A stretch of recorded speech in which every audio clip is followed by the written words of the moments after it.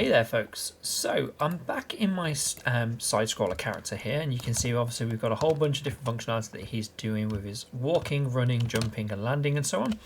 And what I want to have a look at now is adding something interesting, adding something like an interact, an attack or an action, something that my character can do. Now if I go and have a look at through all of the different asset packs and all the different things I've got here, you'll see if I just search by flipbooks with my filters, and you can see filters, we just go over to here. I've added in the most common ones. So if I go to all filters, paper 2D, you can see I've set myself up the fact that I'm working in 2D, so I've got these ready to go. And you can see that there's a lot of animations in these flipbooks that I've got for all these different characters. Now some of them we've already looked at, things like idle and run. They're going to be continuously looping animations, and it makes sense for those to exist inside of the animation blueprint. We're in an idle state. When we're moving, we move to our run state.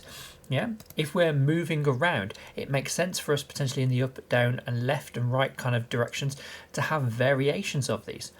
But there's also actions and things like attack. So what about when I press a button and an input and my character needs to do something like do an attack, or maybe do a dash and glide through? What about if it's not input related? What if it's AI related and it's our enemies? Yes, they might stand idle. Yes, they might walk around.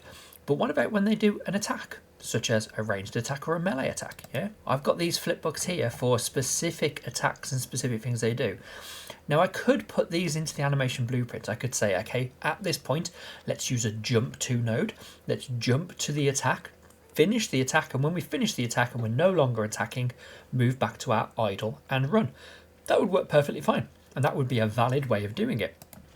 But what I want to show you today is how we can basically use what are very similar to montages in 3D, where they override your animation and basically fire a kind of a fire and forget one-off animation that overrides everything else.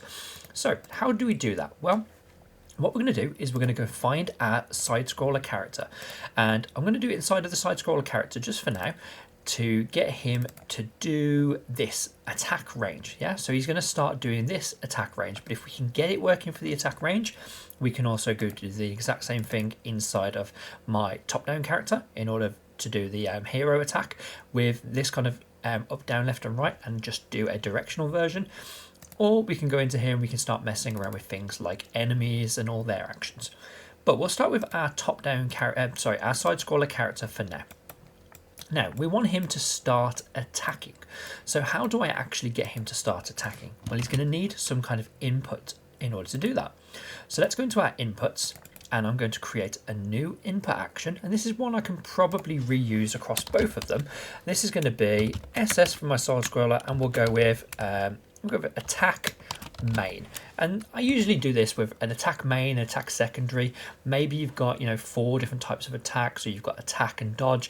I keep them a bit generic just so it's easy for me to say, okay, well, with the ranged attack, with the ranged character, its attack main is going to be firing a projectile, whereas with the other character with the sword, maybe it's going to be doing a swing of the sword and a melee attack with its attack main. Yeah, maybe one's throwing a grenade with secondary while the other one's doing a dash or a dodge. So I keep these a little bit generic just to let me reuse them as much as possible. And this one is going to stay as this digital ball. I'm basically going to press the button once, and once I press the button, it's going to act. So what can I do with this? Well, let's go into our side scroller movement component here, and I'm going to add that mapping in. I'm going to add that mapping as an attack main here, and for now let's assign this to maybe just go with our left mouse button. So every time I click the left mouse button, I'm going to do my attack. Now you can see there, obviously when I pressed that keyboard, it became a listener. I left clicked the mouse and it heard that. So you can see I can just get it to go yellow to listen and press that, and it will even hear our left mouse button. It even hears gamepad controls and puts those on. Now, if I leave it as is, we know that a trigger on an enhanced input defaults as down, which means it's going to keep on firing its triggered every single frame, which is not great for something like attacking, because that means that obviously every single time I'm holding down the button, it's going to keep on firing that repeatedly every single frame. So what I might want to do here is just put this as something like pressed, and then I have to press to fire every single time. Yeah, so every single click is going to be an attack. Now, that's not necessarily going to fit every single need, but it's worth looking at other games, other references for this, and think, how do I actually attack? Is it every single button press? Is it repeatedly while the key's being pressed down? Do I have to potentially hold it and then release it to trigger it? Do I have to keep on tapping it very, very quickly? Or can I press it and then wait quite a while? Or do I do it when I release? Maybe I charge it up and then I fire it out. These are up to you. You go and have a look at these different triggers and see what works for your attack. But I'm going to leave it as press for now. And with that done, what I can now do is I can go over into my character and I can actually add that as an enhanced input event. So adding this in, we've now got our attack main. And let's put a print string in and let's get this working. So we're going to plug this in and say attack main action. Okay, now we know that's going to be the left click, so you can see every time I click the mouse, pressing it now, it says up in the top corner, attack main action. So I know that that's working because obviously I've added this into the mapping context that is on the controller. It's just been added on as an additional event that I can now use. Now what we can start having a look at here is actually adding this in to be able to say, well, let's play an animation.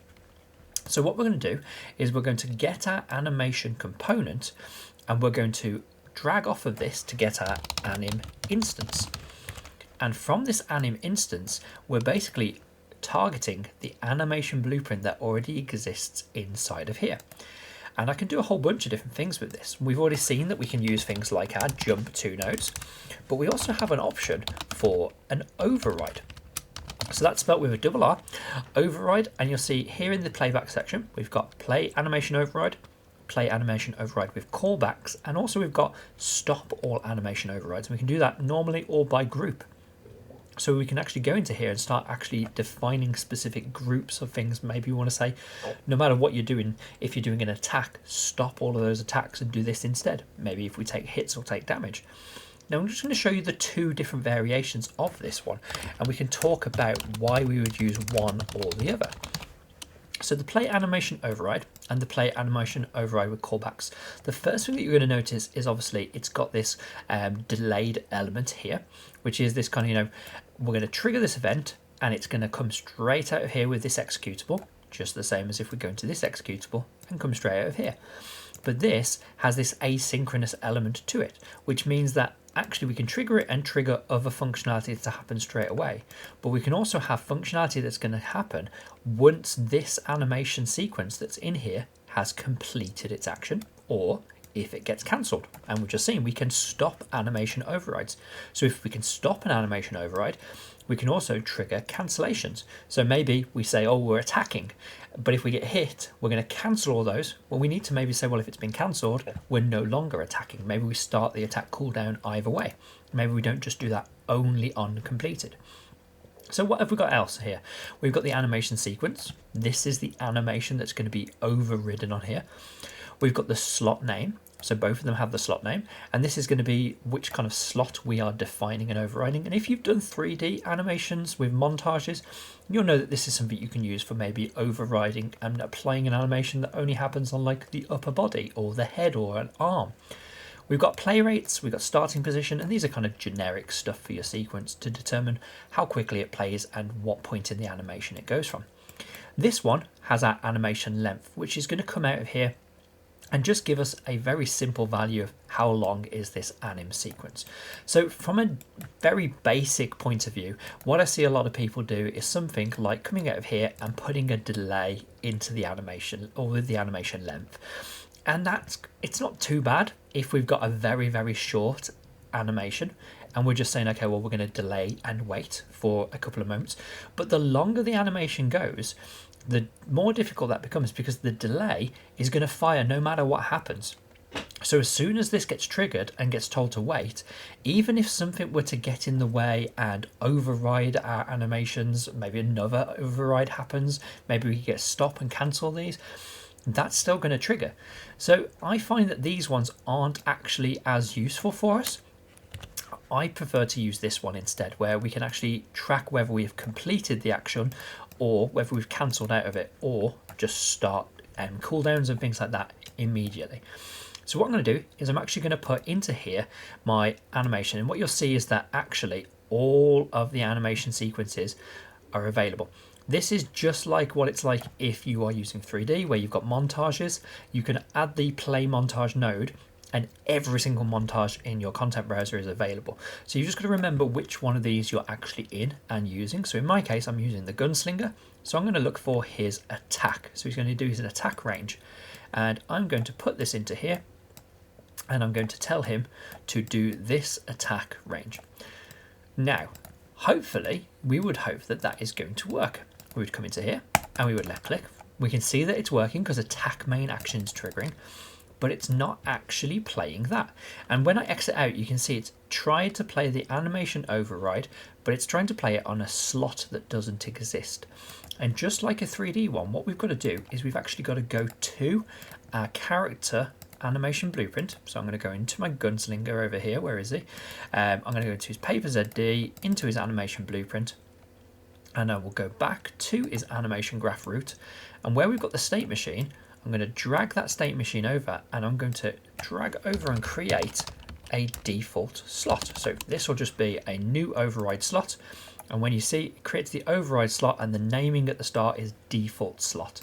We can also have group names, so we can override based on different ones. And that's just important because you can actually put lots and lots of these in a row. You could have different branches of functionality. Maybe you've got enums that determine one or the other, or booleans that say, well, if you're doing this or this, maybe we can override specific ones. I like to leave it just as the default for now, and that just basically means that if I play this animation, it overrides everything. So whatever's coming through here doesn't matter. If something plays a override into the default slot, that is what overrides and instead comes out of here. So with that done, what it means is I can actually come over here, and now every time I left click, my character is shooting their gun. I can jump in the air and play his animation. Now sadly, obviously I've not really got jump animations, and I'll have to really look at the fact that, you know, if I jump and then come back down, it's not really the greatest when he's not got a jumping top and a jumping bottom. But there's a decision for you to make. You know, do you have your character be able to attack while they're in the air? Can they jump? Do they play different combos? And do you find that maybe there's animations and sprites and flipbooks that your character needs in order to do that? But now you can see every time I press, he does that. He actually does it much quicker than I can press. So every single time he's pressing. So what we really need to do now is come back to this and maybe add some kind of cooldowns, some kind of extra checks that basically say, am I allowed to attack? Would I need to make it wait for a little bit of a cooldown before I'm allowed to attack again? And have that little time element using the onCompleted and onCancelled in order to do that. Thanks for watching, folks. If you enjoyed this video, then please consider subscribing to access more of my Unreal Engine content.